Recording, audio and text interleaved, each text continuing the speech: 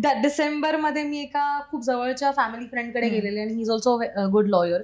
So त्याला मी त्याच्याशी बोलत होते आणि तो मला सगळ्या गोष्टी सांगत होता आणि मला ते एवढं फॅसिनेशन आहे लॉचं की मला त्या सगळ्या गोष्टी एवढं क्युरियस असते की मी असं काय तसं काय. So he was just telling me, तो त्यांच्या केसबद्दल सगळं सांगत होता आणि मी म्हणले की यार मला पण लॉयर बनायचं होतं यार. बन ना.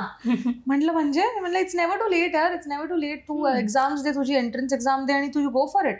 आणि मला असं झालं की मी आता अभिनयाला आणि मम्मीला कन्व्हिन्स करावं लागणार मला की परत शिक्षण करायचं, 3 वर्ष तुम्हाला याच्यात घालायचं की काय पुढे काय, म्हणजे बिकॉज ऑब्व्हियसली तुम्ही परत फायनान्शियली डिपेंड होता तुमच्या फॅमिलीवरती.